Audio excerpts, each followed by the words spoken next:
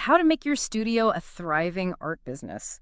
No more waiting for galleries to call you back. Yeah, it's pretty exciting, right? It really flips the whole art world thing on its head. You're in control. Totally. You become like the curator, the marketer, the whole shebang. But where do you even start with something like this? Well, a lot of artists are choosing to do this because they can connect with your buyers on a much deeper level. Mhm. Just imagine somebody walks into your studio and they're surrounded by your energy, how you work, maybe even some pieces you haven't finished yet. It's like they get to peek right into how your art gets made.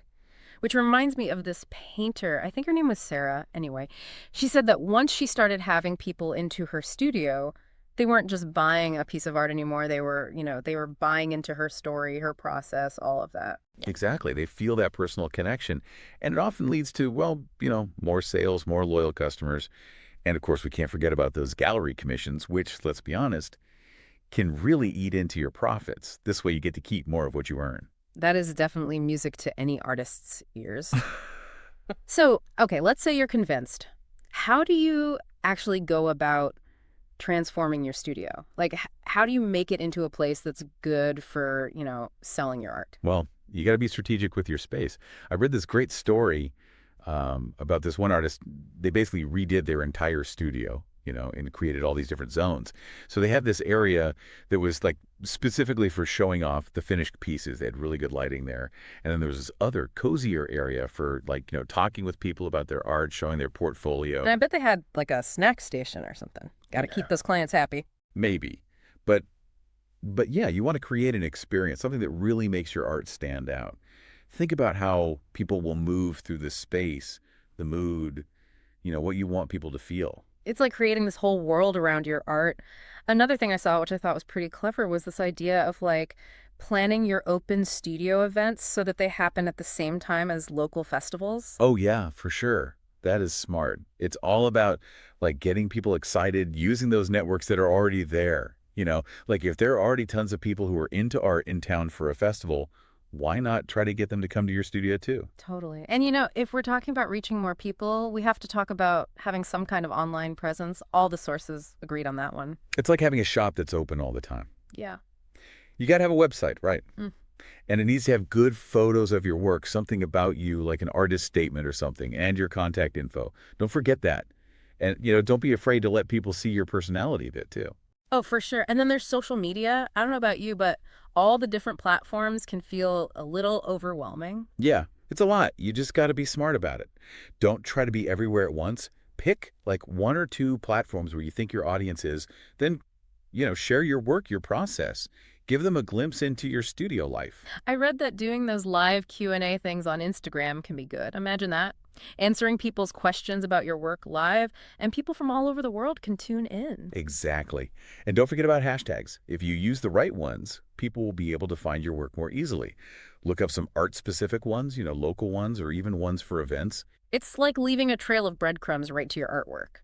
But okay, now you've got people interested. How do you get them to actually, buy something? That's where pricing comes in, which, let's be real, can be a real struggle for some artists. Yeah, it's got to be more than just like how much the materials cost, right? Yeah. Yeah, you got to consider all the time you spent on it, your skill level, how big it is, how Yeah. complex it is, what other artists are charging for similar work. Don't undervalue yourself. Easier said than done sometimes. There was this one tip, I thought it was pretty smart, about offering different kinds of things to appeal to people with different budgets. Ooh, I like that. Thinking outside the box. Yeah, like you don't just have to offer original pieces, you know what I mean? You could do like limited edition prints or even merchandise. Tote bags, phone cases, anything really, as long as it has your art on it. I love that. Makes art more accessible, which is never a bad thing.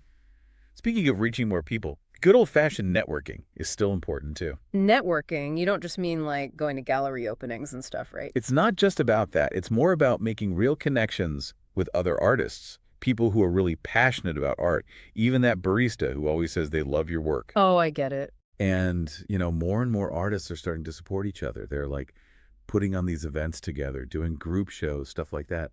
Think about it. Yeah. Sharing resources, promoting each other's work. And brainstorming ideas together. Two brains are definitely better than one, right? For sure. Yeah. It's about community over competition. Mm-hmm.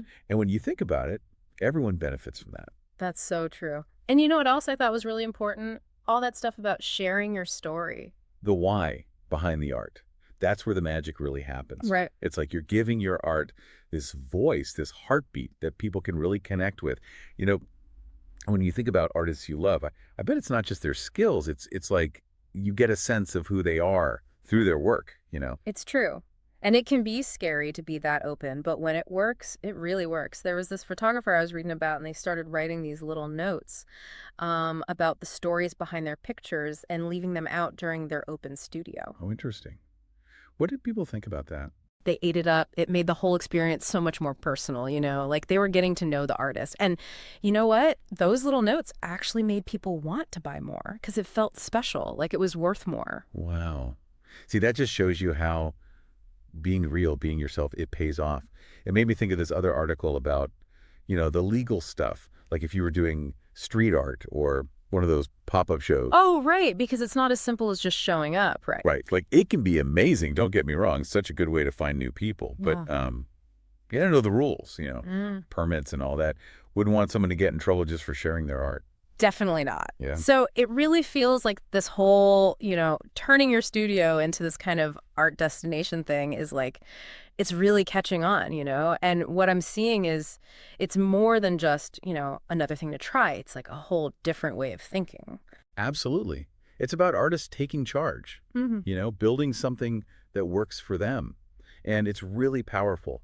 You connect with people, you decide what you want to charge for your art, you tell your own story. And that's what I think is so cool about it. There's not just one right way to do it. Whether you want to have like those small, intimate gatherings or go all out with a big open studio or, whether you're all about social media or you prefer talking to people face to face. It's about finding what feels right to you, Yeah. what fits with your personality, the kind of art you make. That's pretty freeing if you think about it. 100%. But I'm sure it can also be kind of intimidating, right? Especially for artists who are used to that traditional gallery way of doing things. It's like you're really putting yourself out there in a whole new way. Totally. And that's why I think it's so important to, be open to trying things out, experimenting a little, even if you're not totally sure what you're doing at first. It's kind of like anything else in life, really. If you want to get good at something, you got to, take some chances, see what works. Sometimes you got to stumble a bit before you figure it all out. So true. It's Why? all part of it, right?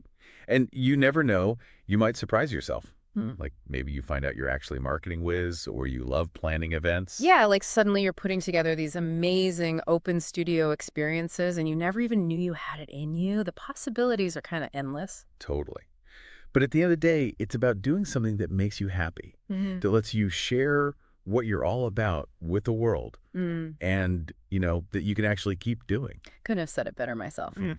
So before we wrap up this deep dive, I want to leave everyone with like one last thought, something to kind of chew on. I like it. Hit us with it. Okay, so picture this.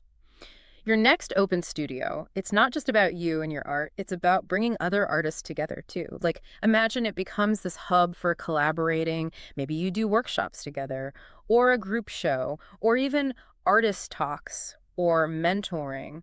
Ooh, I love that.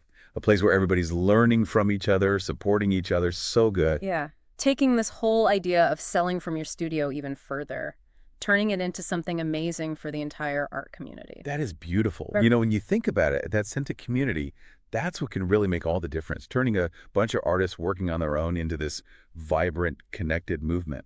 And that feels like a great note to end on. Thanks so much for taking this deep dive with me. It's been awesome. Anytime. And to everyone listening, we hope this has got you feeling inspired, like maybe even a little fired up to get out there and start making your art dreams a reality. Your studio is more than just a workspace. It's a place where amazing things can happen. Keep creating, everyone, and we'll see you next time.